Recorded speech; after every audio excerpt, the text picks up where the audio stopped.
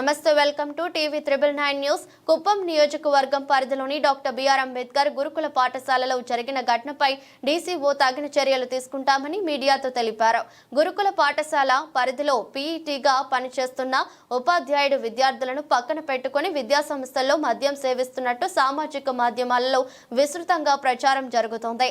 ఈ విషయాన్ని పలువురు సామాజిక కార్యకర్తలు సామాజిక మాధ్యమం ద్వారా డీసీఓ దృష్టికి తీసుకెళ్లినట్టు తెలిపారు.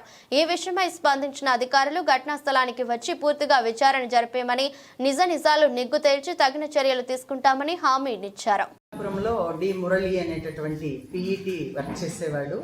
అతను మద్యం బాటిల్ పక్కన పెట్టుకుని ఒక ఇద్దరు పిల్లలు పక్కన కూర్చున్న ఫోటో ఒకటి మాకు షేర్ చేయడం జరిగింది. అది ఎట్లా జరిగింది అని నేను ఆ పిల్లల్ని ఎంక్వైరీ చేశాను. పిల్లలు స్టేట్ మీట్ ఆడిన ఒక అబ్బాయి ఆ అబ్బాయి సర్టిఫికేట్ పీఈటీ దగ్గర ఉండిపోయిందట. ముందు రోజు అడిగితే నెక్స్ట్ డే నాకు గుర్తు చేయి ఇస్తానన్నాడట.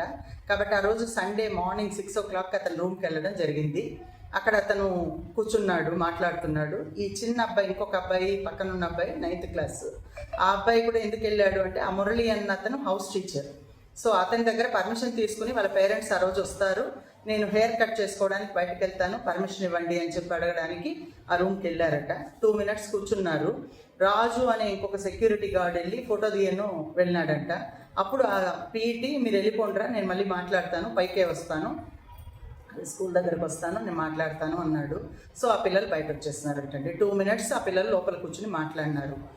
బయట వచ్చేసినారు. ఏమైనా తప్పు జరిగిందా, మీ ముందు ఏమైనా తాగాడా అతను అని అడిగాను. లేదు అన్నారు. అట్లాంటిది ఏం జరగలేదు మేడం, మేము మాట్లాడి బయట వచ్చేస్తున్నాము అన్నారండి. అది జరిగినది. సో నేను నిన్న ఆ ఫోటో బయట వచ్చినప్పటి నుంచి ఆ పీఈటీ గారితో మన ప్రిన్సిపల్ గారు మాట్లాడారు. సో అతను నిన్న సాయంకాలం నుంచి లేడండి, స్కూల్లో వెళ్ళిపోయినాడు. ఇప్పుడు నేను ఎంక్వైరీ చేద్దామని పిలిపిస్తే కూడా ఫోన్ స్విచ్ ఆఫ్ చేసుకున్నాడు, అందుబాటులో లేదు. కాబట్టి నేను తీసుకోవాల్సిన చర్యలు నేను తీసుకుంటాను అతని మీద.